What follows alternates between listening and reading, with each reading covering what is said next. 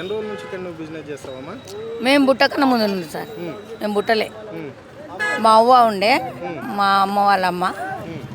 అయితే ఆమె అమ్మేది ఏది ఈ అది ఉందా అక్కడ, అది పెట్టిరు చూడు, దాని దగ్గర కూర్చొని చిన్న గంపలు పెట్టుకొని అమ్మేవాళ్ళు. చిన్న గంపలు పెట్టుకొని అమ్మేది.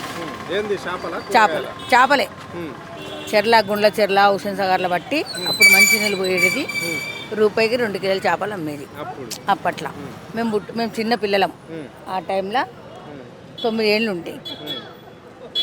అయితే మా ఆయన కుంటే ఆయన జర ఆయన కూడా డబ్బు ఇచ్చారు.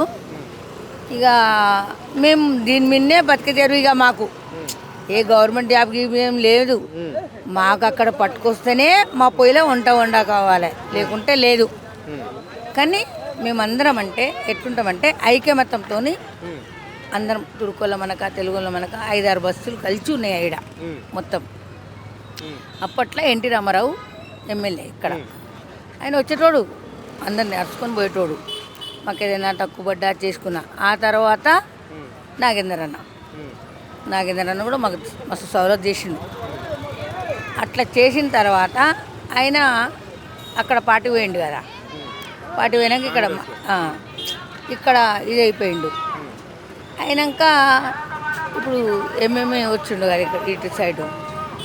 ఇప్పుడు వాళ్ళకు చేస్తుండా మనోళ్ళకి చేస్తుండా అర్థమే కాదు. కానీ ఆయన వచ్చిందంటే మేము అందరం వెళ్ళాం, చెప్పుకున్నాం మా బాధ ఏదో. లక్షల మాలు తెచ్చుకున్నాము. ఎంత లేదన్నా కొన్ని లక్షల మాల్ సార్, మాల్ ఖరాబ్ అయిపోతుంది. మాకు ఒక పర్మిషన్ ఇస్తే అరే ఇవన్నీ తీసుకోండి, రేపు ఇది గులగొడుతున్నారు అంటే మేము ఎటో జాగ్రత్త పడుతున్నాం. అంతా ఎడ్మోటుగా అయితే లేము కదా. ఇక వచ్చకము లేబర్ వాళ్ళు అది ఇది ఇది ఇది అని ఊళ్ళో కొట్టుడు. ఇక మమ్మల్ని లేడీస్ పోలీసు వాళ్ళు గుంజేసుడు అంటే ఒకవేళ పడ్డాం అనుకో ఎవరు చూస్తారు మమ్మల్ని ఈ ఉమ్మర్లా? ఇప్పుడు నువ్వు నా కొడుకవు నానా, నా కాలు చేతులు ఉన్నప్పుడే బుక్కడు అన్నం పెట్టడానికి వెనక ముందు అవుతావు. నీ భార్య నా బిడ్డ కాదు కదా, నీకుంటుంది మా అమ్మ అని. ఎందుకంటే 9 నెలలు మోసి కన్నా కాబట్టి నీకు ఉంటుంది, నీ భార్య ఉండదు.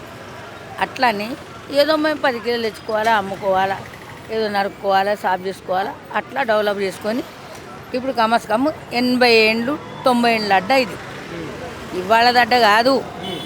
రాజకీయము ఎన్టీఆర్, ఇందిరాగాంధీ ఉన్న అప్పటి సంది ఉన్న అడ్డ ఇది. మేము ముసలోళ్ళం ఏనే పెట్టుకునేది, అమ్ముకునేది, తిరిగి అమ్ముకొచ్చేది. మళ్ళీ ఏమైనా మిగిలితే సాయంత్రం 10 గంటల దాకా ఇక్కడ అమ్ముకునేది. పరిగి, కోస్కే, కొడంగల్లు, వికారాబాదు, సేడెము, అట్లా తాండూరు, అట్లా దూరం పోయి అమ్ముకొని వచ్చిన వాళ్ళము. మేము ఈడ కూర్చొని అమ్ముకోవాలని ఏం లేదు. మా ఆత్మ చాలా మాత్రం దేవుడు ఒకటి సరిగ్గా చూస్తే ఎటు పోయినా అమ్ముకుంటాం. ఇప్పుడు ఏమి గరీబ్ వాళ్ళ మీద ఎందుకు చేస్తుండంటే ఆయన ఇక్కడ రాలే, గెలవలే, అది కొంత. కానీ అలా బిడ్డ పెళ్ళైనప్పుడు అయినా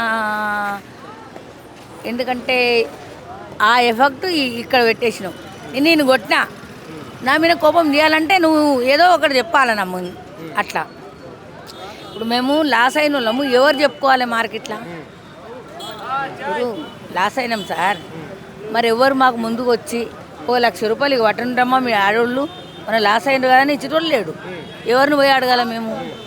మీరు చెప్పండి, మేము ఎవరిని పోయి అడగాలి? ప్రభుత్వాన్ని అడగాలి, ప్రభుత్వ అధికారులను అడగాలి కదా. ఇక్కడ కలెక్టర్ కూడా ఉన్నారు కదా. కలెక్టర్ ఎవడు? నువ్వు కలెక్టర్ ఎవరింటికి వాడే కలెక్టర్. ఇక్కడ ఎవడు చెప్పేటోళ్ళు లేడు. ఆయన మొన్న తుర్కాయన వచ్చిండు, అక్కడ నుంచి అక్కడనే వెళ్ళిపోయిండు. నాగేందర్ అన్న వచ్చిండు, ఆయన పోయేవారికల్లా అమ్మ మా ఇంటికి రండి అన్నాడు, అయిపోయాడు. వాళ్ళ ఇంటికి ఎంతమంది పోతాం చెప్పు? బస్సు మట్లు రాలేదు కదా. ఒక డిషం కట్టుకొని పోతే నేను సాయం నాతోనో చేస్తా అని చెప్పిండు. చేస్తాడంతోనో చేయడంతో తెలియదు కదా. ఇప్పుడు మేము ఎక్కడ పోయి బతకాలా? ఇది పోతే మాకు ఎక్కడ పోయి బతకాలా మీరు చెప్పండి. ఎందుకంటే మనము మేమంతా ఐకమత్యంతోనే మాట్లాడి సలహా చేసుకొని వచ్చేసినాం. ఇప్పుడు ఇది ఎత్తిపిస్తానన్నా వెనుక కూర్చొని అమ్ముకుంటాం 10 కిలోలు. మరి ఏం చేస్తాం సార్? 100 సంపాదించుతోనా 50 సంపాదించుకొని బియ్యం తెచ్చుకొని తింటాం. మరి 1 ఇయర్ పాలన ఎట్లా అనిపిస్తుంది మీకు? మాకైతే ఇది నచ్చలేదు సార్. 6 గ్యారంటీలు ఇవన్నీ. 6 గ్యారంటీలు కాదు, ఒక్క గ్యారంటీ కూడా కాలే. ఓకే. ఒక్క గ్యారంటీ కూడా ఆయన చేయలేదు.